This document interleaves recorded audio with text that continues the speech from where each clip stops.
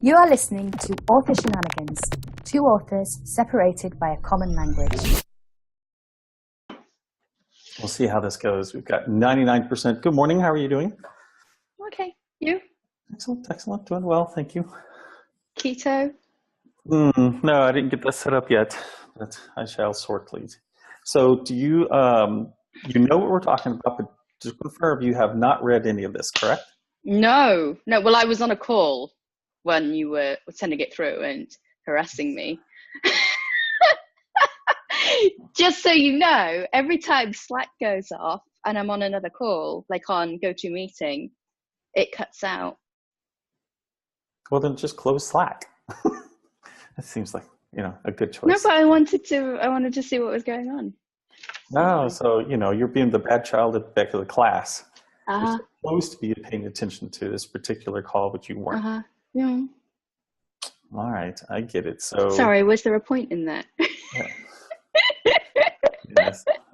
No, probably not. Let's see. The tabs that I have open in the moment include, oh, son of a bitch, where did that thing? Oh, man, I have to go find the link that I sent you. I have French swear words. Yes, I see. Oh, how nice. He has a name. It's called Mel, I think. No, he's Mikey. Oh, well, his original name was Mel. He's been renamed. Mm-hmm. Okay, so let's find my Slack box where I sent you the link because now I don't. Can I look at it now? Well, I don't know that you need to necessarily. So this comes from sheknows.com, and it's 45 Southern phrases Yankees just don't understand. And in the place of a Yankee, we have an English person. Because this is going to work how?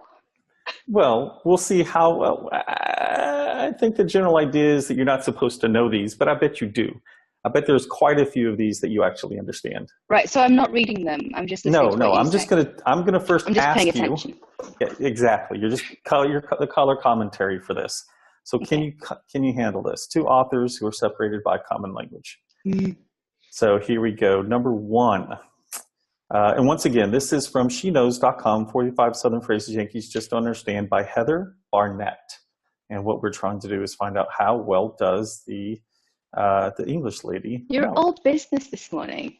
I apologize, but I am like between call, and just trying to run to the next thing. So I will be fun. I'll be fun. You're the one who started the recording early and then made me jump over here and do this. You were trying to catch me doing idiot things.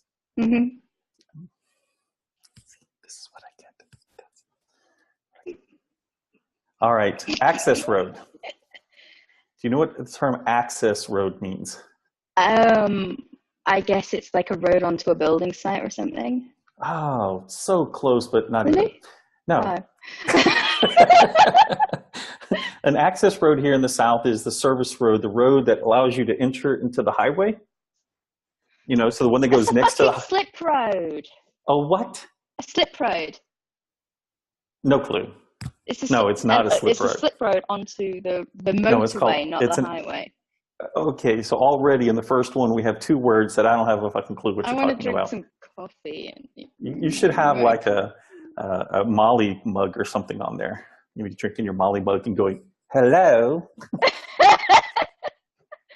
Yeah, you can get this and put the little URL at the bottom, www.society6.com/Molly. That's not a real URL yet, folks, I don't think. Is that real? It's not a real URL. Molly mugs do not exist. Yet. We can make them. We have them. We have mugs for both Bethany Ann as well as the troll and, so all the important people then. Yeah. It would be so weird if we put this hot science fiction blonde babe on the side of a mug. We'd probably get some sort of harassment for that. Why? I don't understand. I used to have a Lara Croft mug. Well, there you go. We're going to be the new Lara Croft, so we'll have to get this up really quickly. So all we really need to do that is to get a 6,000 by 6,000 print.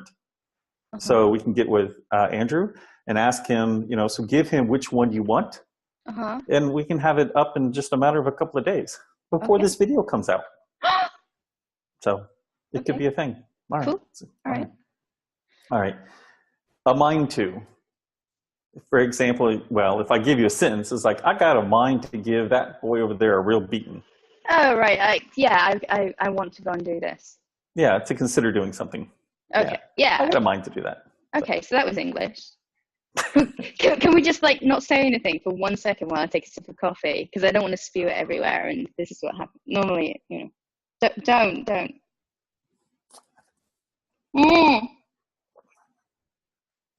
Okay. I'm not saying anything, so it's not, you know, you're coffee free. Well, I was not looking deliberately. It makes my lips all slimy. What It's does? the butter coffee. So, you know, okay, we're going to do keto next, but. No, you can go ahead. Let's interject this. Okay. Well, you know, when you do the whiskey thing, so I tried the powder stuff. Whiskey. Yeah. You know, like it whisks it up. Blender. So I throw the oil and the butter and the coffee into the blender, and it goes, and then you drink it, right? But when you drink it, it leaves you it's like all fat and butter. So that's it. And I had like lip salve on top of that. So yeah, I think the term you're using was whisking, not whiskey. One's an alcoholic drink. A whiskey thing. Yeah. Are you saying whisking or whiskey? Whiskey. But as in whisk plus E. Yeah, no. As in like, no, not like coffee, but like. Mrs. White's two authors separated by a common language. No, it's like window E. So like, it's not necessarily a window, but it's kind of like a window. Right, yeah, window E. Now, we could not have made that better up if we had tried.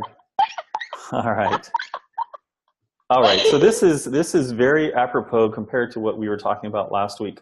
Aren't you precious? So is this a sarcastic thing? It's a sarcastic thing, isn't it? Yes, it is a sarcastic thing. I only know this because I've had the bless your heart thing explained to me. Aren't you precious? Most always said sarcastically in response to someone being offensive, i.e., if you don't have something nice to say, don't say it at all. So how would you say it with your accent? With sarcasm? With sarcasm? Well, we don't use it sarcastically. Oh, that's right, you don't. So how would you say it? We'd say, oh, aren't you precious?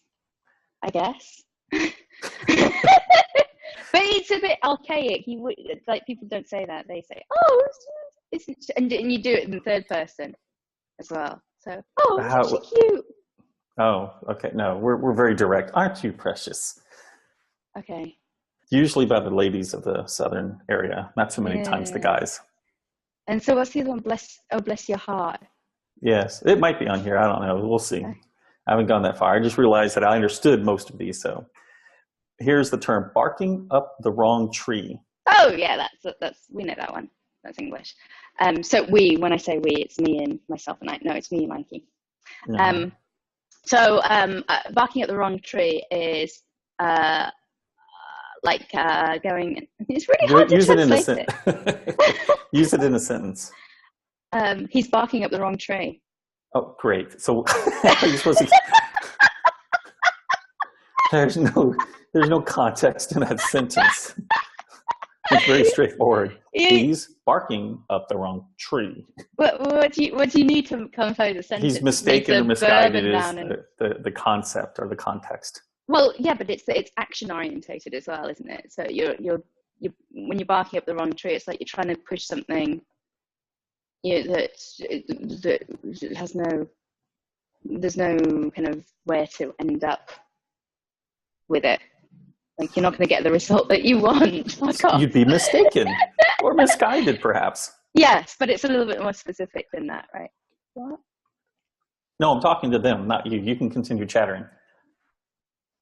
I decided that the last time that we were doing this, I would just make all these little signs, and I'm like, that's just like, So this time I thought I might try to talk directly to everybody. So whenever you're doing something, it's like, I was right. Oh, like on House of Cards. Mistaken or Like on House of Cards, like when the guy talks directly to the camera. Oh, breaks the fourth wall? Name? Yes. Okay. Excluding the fact that this isn't. You don't watch it. Well, I know what it is. This isn't drama. You got to say this isn't drama. There we go. This is a drama. So yes, so you had that one. You understood what that one was. Be able. Oh wow, this was not. I've heard this before, but I never knew what it meant. So, be able to see Christmas. Like survive until the 25th of December. That was kind of where I was going. I was Buffy thinking, thing, right? I thought it was an issue with like how much anxious you are to get to a certain date. And no, what this apparently means is something Grandma would say when she thinks your skirt is too short. Oh my God.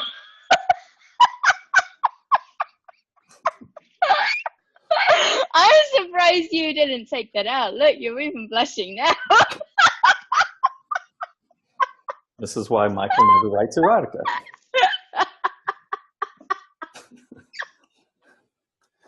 And this is okay. So, put it. No. So is this why we're not going to describe the tilt switch thing? Did we do that already? I think we did that one. We did that one. Yeah, another written. Okay. Written. Yes. Yeah. Let's not duplicate our efforts. I can go get something. I can go get some water or something and take off my headphones if you'd like to do the tilt switch thing.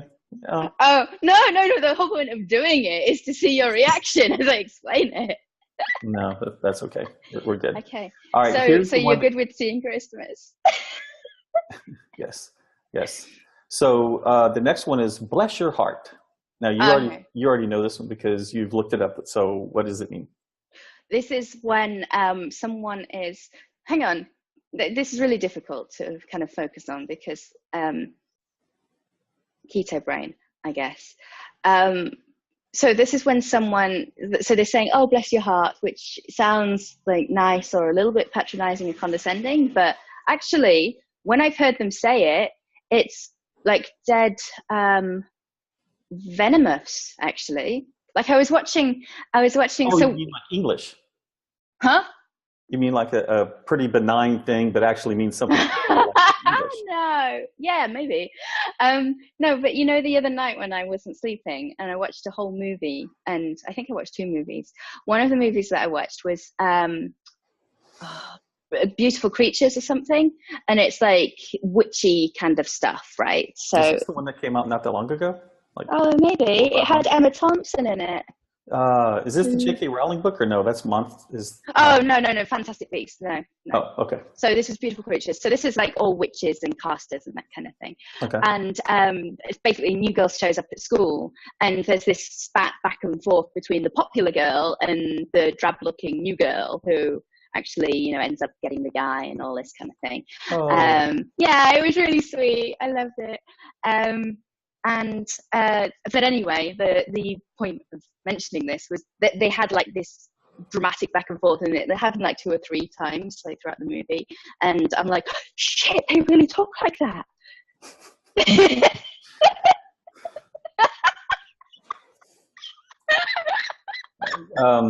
That's Hollywood, and they don't always exactly give the best representation to every group of individuals in the world. Perhaps not everybody does, but it is used. Maybe there's a particular I can't think of it at the moment. There is a movie that has a really good Southern. Anyway, it's a cast of characters that have come to me. Maybe next off the Shenanigans, we'll talk about it. Okay. So yes, but so this one says. A seemingly empathetic phrase usually uttered when the speaker believes the recipient to be sweet but misguided or stupid, or when they believe the recipient needs to grow up and deal with it. So that's 2, right? Uh-huh. When said like a British person, sarcastically, you're a dumbass. So there's the... Okay, but that's still a lot gentler than how they were using it. Yes.